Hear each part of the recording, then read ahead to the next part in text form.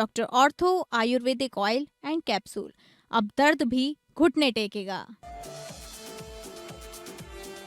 रांची में सीएम सोरेन की मौजूदगी में झारखंड परिवहन विभाग और टाटा मोटर्स के बीच हुआ एमओयू। झारखंड के जमशेदपुर में 22 करोड़ की लागत से सबसे बड़े अनुसंधान संस्थान की होगी स्थापना। सीएम ने योजना के संबंध में दिए दिशा निर्देश। वर्चुअल माध्यम से कई जिले के डीटीओ से किए सख्त सवाल। छत्तीसगढ़ के मुख्यमंत्री विष्णुदेव साय ने जिला पंचायतों के मुख्य कार्यपालक अधिकारियों के साथ की समीक्षा बैठक। मुख्यमंत्री ने ग्रामीण विकास योजनाओं के प्रभावी क्रियान्वयन और अंतिम व्यक्ति तक लाभ पहुंचाने पर दिया जोर। कहा, गांव के समग्र विकास से ही विकसित छत्तीसगढ़ का सपना होगा साकार। महाराष्ट्र के अमरावती स्थित मेलघाट में 4 सरकारी आदिवासी आश्रम स्कूलों में फूड पॉइजनिंग से 100 से ज्यादा छात्र बीमार। राज्य बाल अधिकार संरक्षण आयोग ने लिया संज्ञान। 7 दिनों में रिपोर्ट देने के निर्देश।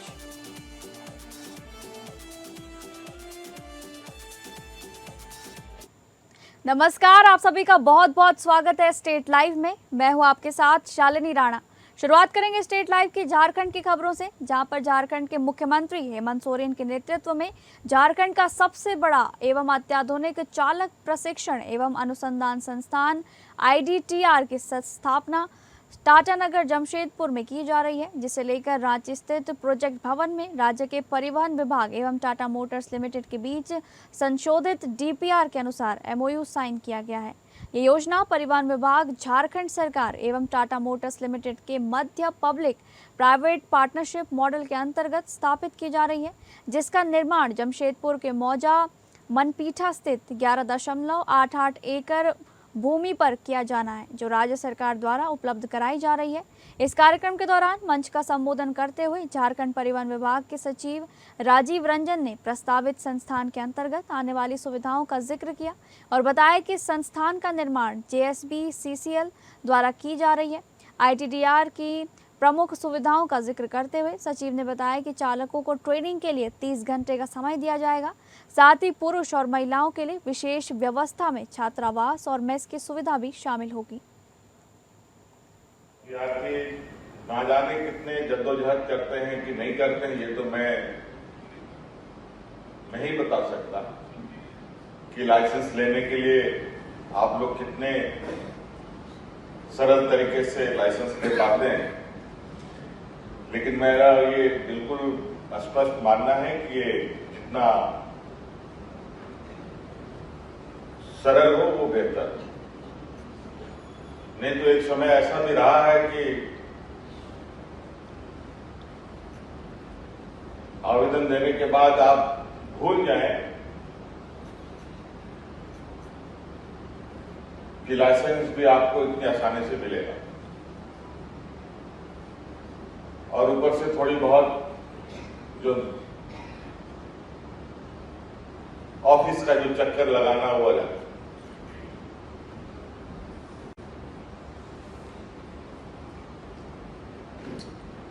मुझे जो जानकारी है मुख्य रूप से वाहनों के लिए 2 तरीके के लाइसेंस की आवश्यकता होती है। अगली खबर का रुख करेंगे, जहां धनबाद में अवैध कोयला कारोबार के खिलाफ प्रवर्तन निदेशालय यानी कि ED ने मंगलवार सुबह बड़ी कार्रवाई की है। रांची और कोलकाता से पहुंची ED की टीम ने एक साथ जिले के 1 दर्जन ठिकानों पर छापेमारी शुरू की। कार्रवाई से संबंधित इलाकों में पूरे दिन हलचल का माहौल रहा। ED की टीम ने नालंदा कॉटेज, सराय ढेला स्थित एक अपार्टमेंट, कतरास, टिकियापाड़ा, महुदा, लोयाबाद और झरिया समेत कई स्थानों पर एक साथ दबिश दी। बताया जा रहा है कि ये कार्रवाई कथित अवैध कोयला कारोबार से जुड़े लोगों के खिलाफ की जा रही है। सूत्रों के हवाले से जिन लोगों के ठिकानों पर छापेमारी की जानकारी सामने आई है, उनमें कोयला कारोबारी पप्पू मंडल, गणेश यादव, माधव सिंह, हरेंद्र चौहान, अनिल गोयल, रोहित यादव, शबीर आलम और LB सिंह के करीबी रंजीत सिंह का नाम शामिल है। सूत्रों का दावा है कि छापेमारी के दौरान ED को कई महत्वपूर्ण दस्तावेज और पेन ड्राइव भी मिले हैं, जिनकी जांच की जा रही है।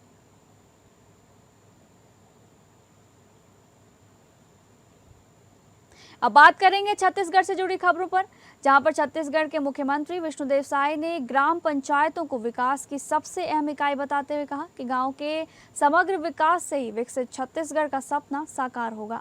नवा रायपुर में जिला पंचायतों के मुख्य कार्यपालन अधिकारियों की समीक्षा बैठक में मुख्यमंत्री ने ग्रामीण विकास योजनाओं के प्रभावी क्रियान्वयन और अंतिम व्यक्ति तक लाभ पहुंचाने पर जोर दिया। नवा रायपुर के SIRD परिसर में आयोजित उच्च स्तरीय समीक्षा बैठक में मुख्यमंत्री विष्णुदेव साय ने अधिकारियों को स्पष्ट संदेश दिया कि ग्राम पंचायतों को केवल योजनाओं के क्रियान्वयन तक सीमित न रखा जाए, बल्कि उन्हें सामाजिक परिवर्तन, आर्थिक समृद्धि और आत्मनिर्भर ग्रामीण अर्थव्यवस्था का केंद्र बनाया जाए। उन्होंने कहा कि सुशासन की असली पहचान यही है कि सरकार की योजनाओं का लाभ बिना किसी भेदभाव के अंतिम व्यक्ति तक पहुंचे। मुख्यमंत्री ने अधिकारियों को विकसित भारत जी राम जी योजना, लखपति दीदी अभियान, प्रधानमंत्री आवास योजना और प्रधानमंत्री सूर्यघर मुफ्त बिजली योजना को गांव-गांव तक प्रभावी ढंग से पहुंचाने के निर्देश दिए। उन्होंने कहा कि निर्माण कार्यों की गुणवत्ता से किसी भी स्तर पर समझौता नहीं किया जाएगा और जल संरक्षण, कृषि, ग्रामीण अधोसंरचना तथा आजीविका को प्राथमिकता दी जाए। मुख्यमंत्री ने बताया कि प्रदेश में अब तक 10,40,000 से अधिक महिलाएं लखपति दीदी बन चुकी हैं। अब सरकार उन्हें स्वरोजगार, कौशल विकास और नई औद्योगिक नीति से जोड़कर करोड़पति दीदी बनाने की दिशा में काम कर रही है। उन्होंने बस्तर सहित दूरस्थ क्षेत्रों में सड़क, बिजली, आवास, शिक्षा और स्वास्थ्य जैसी बुनियादी सुविधाओं को तेजी से पहुंचाने पर भी विशेष जोर दिया। बड़ा सौभाग्य का विषय है कि पंचायत एवं ग्रामीण विकास विभाग के द्वारा 2 दिवसीय हमारे जिला पंचायत के CEOज कार्यशाला रखा गया है और अभी 1 जुलाई से विकसित भारत जी राम जी लागू हुआ है, तो सभी विषयों पर हमारा गांव विकास की दृष्टि से कैसे आगे बढ़े, पंचायत का कैसे विकास हो, इस पर चर्चा होगी।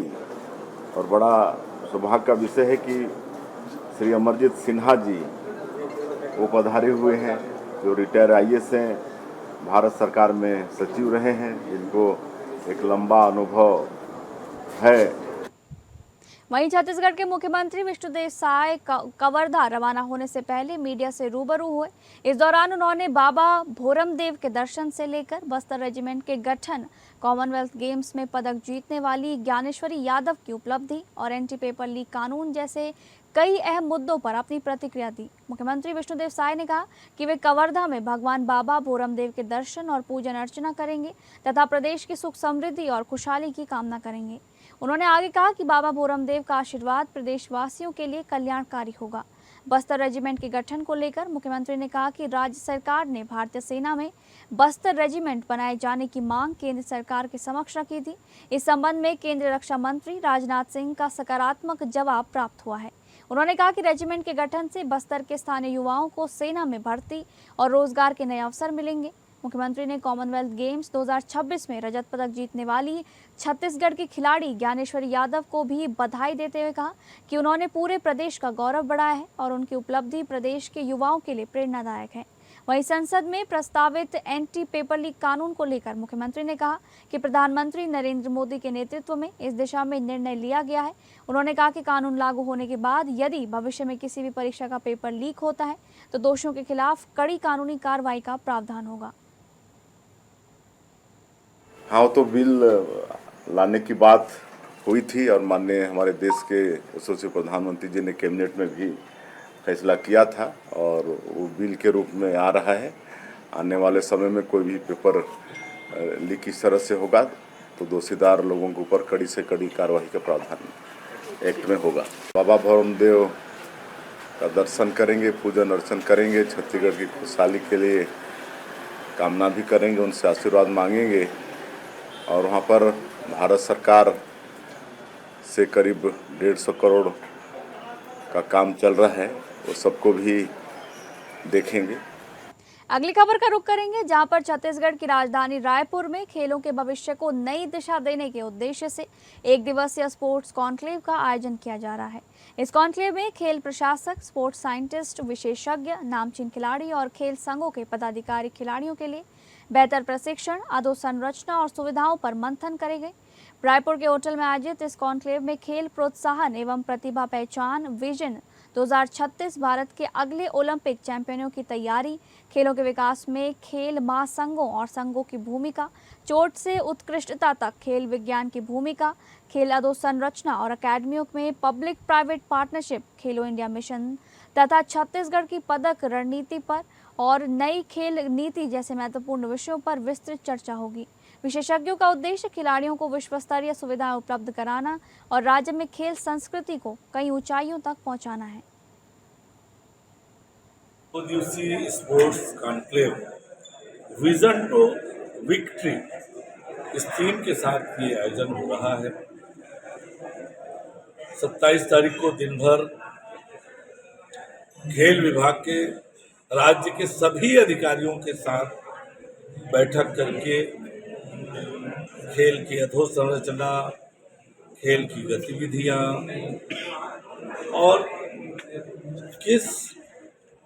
कहाँ तक जाकर टैलेंट आइडेंटिफिकेशन का काम करना। अगली खबर, कवर्धा में भारतीय जनता पार्टी ने संत शिरोमणि गुरु रविदास की 650वीं जयंती के अवसर पर 6 महीने तक चलने वाले समरसता संकल्प अभियान और घर घर तिरंगा यात्रा की तैयारियों का आगाज कर दिया है। भाजपा जिला कार्यालय में आयोजित संयुक्त जिला कार्यशाला में अभियान की रणनीति और संगठनात्मक तैयारियों पर मंथन किया गया, जहां कार्यशाला का शुभारंभ भारत माता, पंडित दीनदयाल उपाध्याय और डॉक्टर श्यामा प्रसाद मुखर्जी के तैलचित्रों पर दीप प्रज्वलित कर किया गया। मुख्य वक्ता एवं अहिवारा विधायक डोमन लाल कार्यवाड़ा ने कहा कि संत रविदास, संत कबीर और गुरु घासीदास ने समाज को समरसता, समानता और स्वाभिमान का संदेश दिया, जो आज भी प्रासंगिक है। दुर्ग संभाग संगठन प्रभारी जगन्नाथ पाणिग्रही ने बताया कि भाजपा अगले 6 महीने तक गांव-गांव समरसता संकल्प अभियान चलाएगी और घर घर तिरंगा अभियान के माध्यम से राष्ट्रभक्ति का संदेश पहुंचाएगी। जिलाध्यक्ष राजेंद्र चंद्रवंशी ने कार्यकर्ताओं से अभियान को सफल बनाने के लिए पूरी निष्ठा के साथ जुटने का आह्वान किया।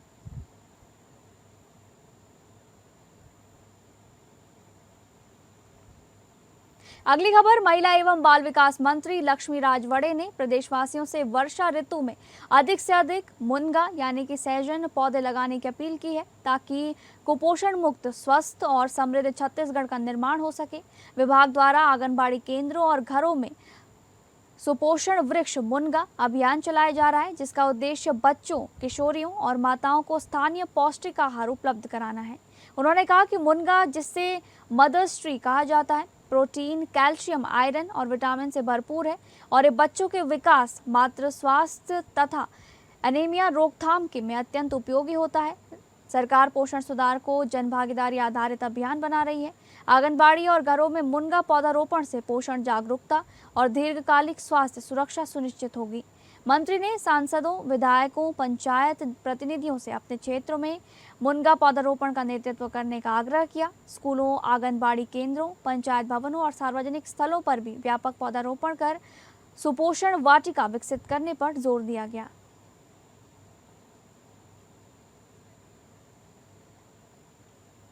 खबरों के सिलसिले में आगे बढ़ेंगे। बात कर रहे थे छत्तीसगढ़ से जुड़ी खबरों की, जहां पर छत्तीसगढ़ के पूर्व मुख्यमंत्री भूपेश बघेल ने केंद्र सरकार और आरएसएस पर तीखा राजनीतिक हमला बोला है। उन्होंने विभिन्न मुद्दों का जिक्र करते हुए आरोप लगाया कि जब तक केंद्र में मौजूदा सरकार और आरएसएस का प्रभाव रहेगा, तब तक व्यवस्था में सुधार नहीं होगा। मीडिया से बातचीत में पूर्व मुख्यमंत्री भूपेश बघेल ने कहा कि देश में पेपर लीक, प्रशासनिक अव्यवस्था और अन्य घटनाएं लगातार सामने आ रही हैं। उन्होंने आरोप लगाया कि विभिन्न संस्थानों में आरएसएस की दखलंदाजी के कारण व्यवस्था प्रभावित हो रही है। विद्युत मीटर रीडिंग कर्मचारी संघ के द्वारा आयोजित कार्यक्रम, अब इनको निकालने की तैयारी हो रही है। इनकी रोजी रोटी मीटर रीडिंग से ही चलता है।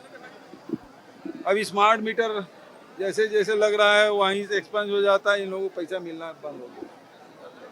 एक तरफ बिजली बिल अधिक होने से यही जो मीटर रीडर है वो गाली खाता है, जबकि बिजली बिल बढ़ाने वाली राज्य सरकार, स्मार्ट मीटर लगाने वाली राज्य सरकार, और ये अडानी का मीटर है और अंबानी का चिप्स, जियो का चिप्स, ये आदमी का जीना हराम कर दिया है।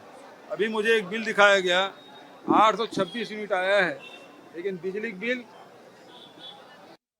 अगली खबर, रायपुर के डंगनिया में विद्युत मीटर रीडिंग श्रमिक संघ में एक दिवसीय धरना प्रदर्शन में प्रदेश भर के मीटर रीडरों ने अपनी मांगों को लेकर आवाज बुलंद की। इस प्रदर्शन में पूर्व मुख्यमंत्री एवं एआईसीसी के राष्ट्रीय महासचिव भूपेश बघेल मुख्य अतिथि के रूप में शामिल हुए।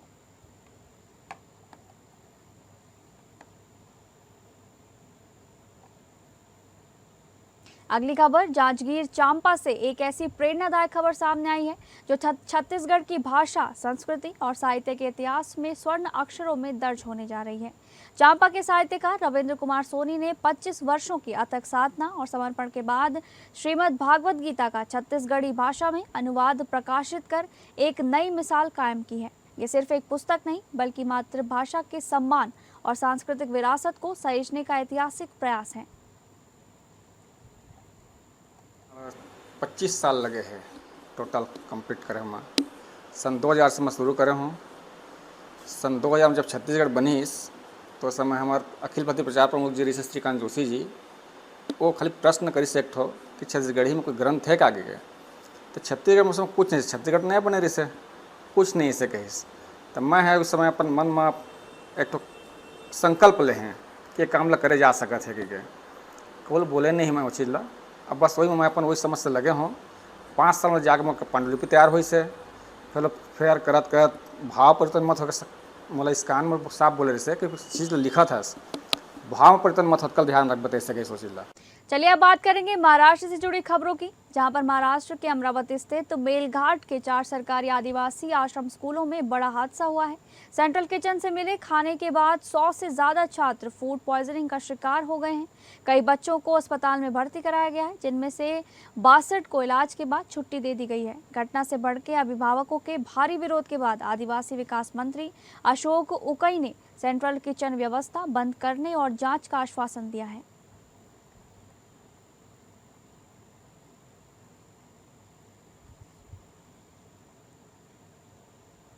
अगली खबर, अमरावती शहर में एक नाबालिग स्टूडेंट पर कथित सेक्सुअल असॉल्ट की गंभीर घटना सामने आई है। 20 साल के एक युवक पर सोशल मीडिया के जरिए अपनी पहचान बढ़ाकर शादी का झांसा देकर 15 साल के स्टूडेंट का शोषण करने का आरोप लगा है। इस मामले में गाडगे नगर पुलिस ने पॉक्सो एक्ट और इंडियन पीनल कोड की संबंधित धाराओं के तहत केस दर्ज किया है और आगे की जाँच जारी है।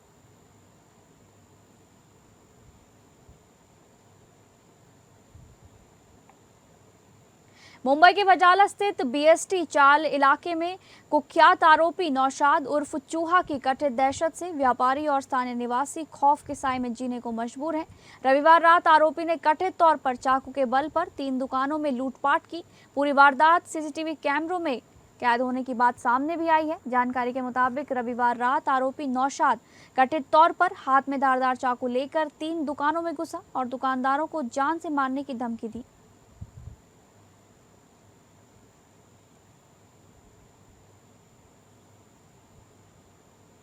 अगली खबर, अमरावती जिले में सड़क दुर्घटनाओं पर अंकुश लगाने और अवैध यात्री परिवहन पर रोक लगाने के उद्देश्य से अमरावती ग्रामीण पुलिस ने यातायात नियमों का उल्लंघन करने वाले वाहन चालकों के खिलाफ विशेष अभियान तेज कर दिया है।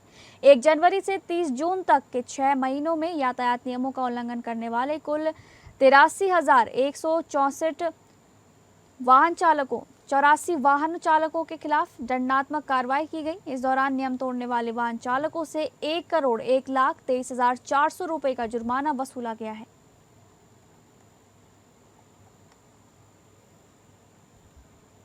तो फिलहाल स्टेट लाइव में बस इतना ही। नमस्कार।